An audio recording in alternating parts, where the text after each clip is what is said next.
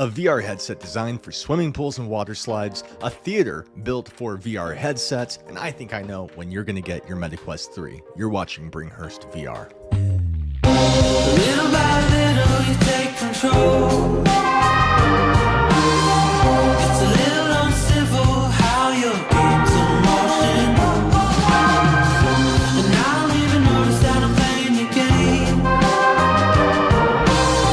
Till you leave me alone and thinking I'm the one to play.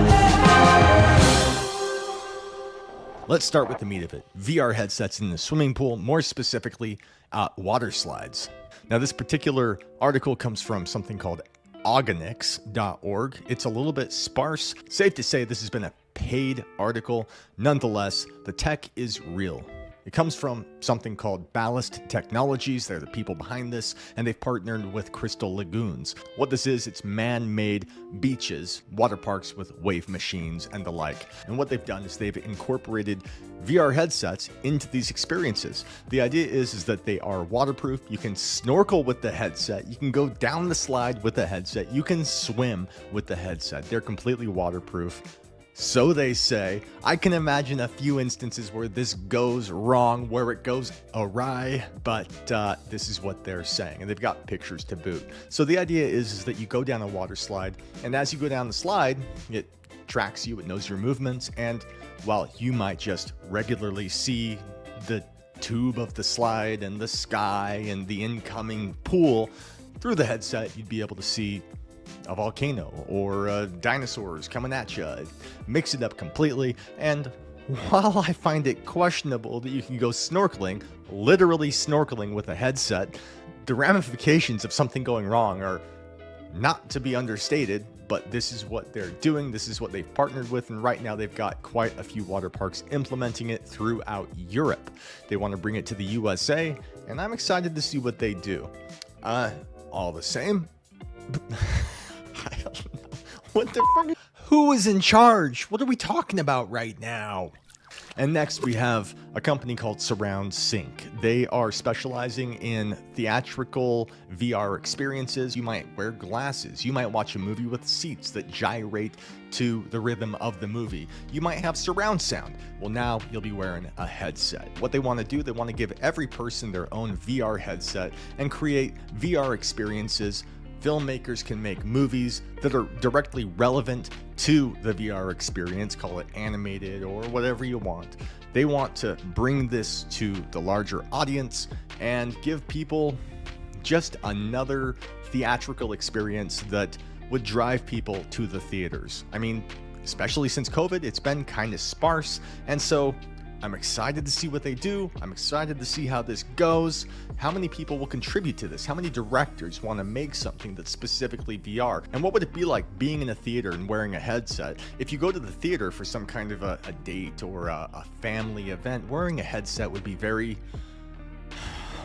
For those of us who go to the theaters for these shared experiences where we watch a movie and we maybe glance at the other person and are they laughing and...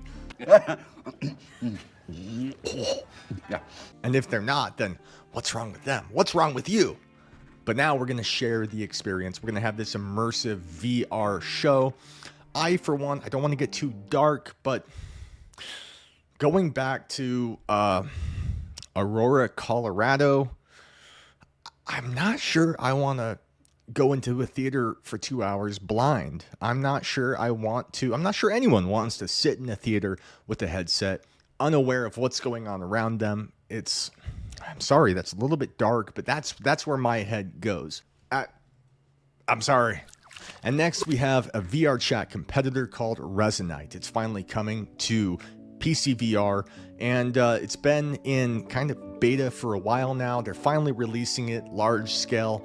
Now, they're saying that it's still got bugs, that it's ready for release. They're ready to give it to us, and they're going to have to work on it over time to polish it.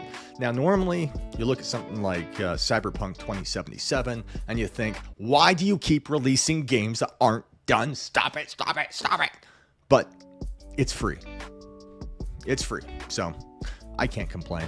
You can't complain. You got no leg to stand on. Get out of here. No, it looks good though. The graphics are appealing. It looks like fun. What will it be like? We won't know until we really get into it, really try to communicate with another person. And I don't know. I don't know what to say. I'm glad it's here. Another VR chat competitor. What will it be like? Are you going to play it? Let me know. All right, you guys, I'm getting ahead of myself with all of this. I recently made just my last video. I dropped a video. It was for Halloween. It was VR horror, reportedly true story about black-eyed children, and I had a blast making it, but YouTube didn't know what to do with it. They didn't know who to give it to, so it kind of went nowhere. Everyone who commented, they were so nice. They were appreciative. They told me do it more, but the views, the clicks, analytics, it said that nobody was seeing it. And so as much as I want to keep doing that, I can't. Perhaps down the line when I have more followers, when I'm at 2, 5, or 10K subscribers, I'll be able to do something more with it. But until then, I have to put it away. But next year, maybe I'll try it again. I really appreciate everyone who showed up for that. It was fun. What matters most, all that matters is subscribers. If you guys aren't subscribed, please subscribe. And, back to the show. And we have a game coming from Kurzgesagt. I don't know if you guys follow them on YouTube, but of the creators I watch on YouTube, Kurzgesagt is one of them. They make a lot of great videos. There's one in particular called The Egg from a while back. Sort of a short story that delves into what is life, what are you, what are the possibilities, why are we here, and they delve into science and black holes, what it would be like to be alive on the nano scale, and why are birds, and all kinds of nonsense. They think of it as sort of a Vsauce type situation, and it's cool that they're coming to VR. It's kind of perfectly made for it if you've watched their content. I really like The Egg. Of the stuff I watch on YouTube, like in the last month, The Egg really stuck with me. I'll put it in the description. It's completely unrelated to VR, but it's from Kurzgesagt, and you should go watch it. Additionally, Super Eye Patch Wolf and What the Internet Did to Garfield, also completely unrelated, but worth a watch. If I'm just talking about stuff I like on the internet, I mean, these are both great. And Kurzgesagt, again, is coming to VR. So, I mean, it looks interesting. How big will it be? How long will it take to conquer? And what will you learn from it? No idea. Why am I talking about this? It has nothing to do with VR. And Valve is at it again. They just bought a developer, a guy who went out of his way to create VR mods based on Half-Life Alyx. He'd done Incursion and Re-Education. Now, full disclosure, I haven't played those. When I heard that they'd stolen this developer who had so much fun with the workshop mod inside of Steam, I thought they must have been talking about Return to Rapture, BioShock. That's what came to my mind. These two games referenced, I haven't tried them. Regardless, it's really cool that they've gone grassroots, building upon that source material. It's really cool, and it kind of lends credence to the idea that while we know the Deckard is coming with the upgrade of the Steam VR app, we expect some kind of a leak or a release come early 24. And with it, I really believe that we're going to get maybe not a Half-Life 3, maybe not a sequel to Alyx, but something with it. I mean, they released Half-Life Alyx with the Index. I wouldn't be surprised if they released a new game with the new headset, and this kind of reinforces that idea that they're working on something. All the same, I don't know how they keep anything quiet. I feel like if they'd been working on something, we'd know about it, but they've done it before, they keep doing it, so what do I know?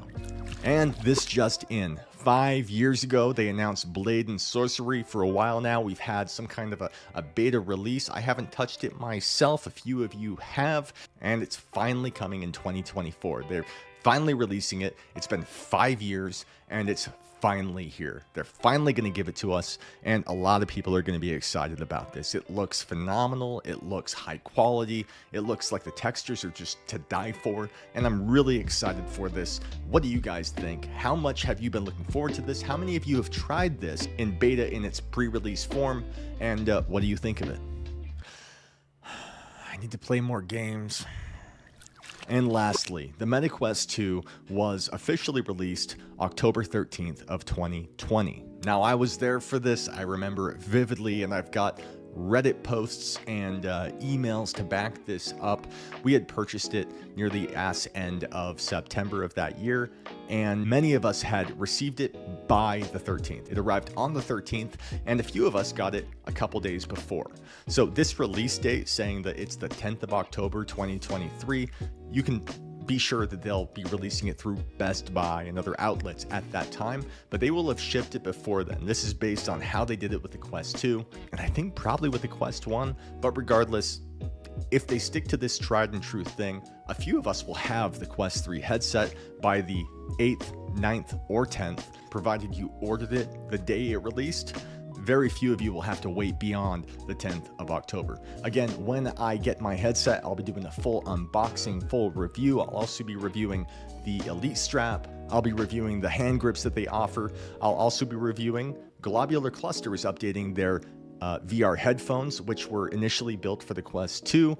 They required a headphone jack on each side of the headset. Now, the Quest 3 doesn't have multiple headphone jacks, so they've had to modify this, not only fit it to the new strap, the Elite strap on the Quest 3, but they also have to find a way to incorporate both headphones into a single jack. They say they're working on it, and when they drop it, I'll have it. I'll make a review of it, and you can be sure I'll drop it here. And that's about all I got. Much thanks to my Patreon subscriber Ortiz. He's boss level. He got this video a full day early. He's also been entered to win the free Meta Quest 3. You guys are all awesome. Thank you for being here. You've been watching Bringhurst VR, and have a great day. Little by little, you take control.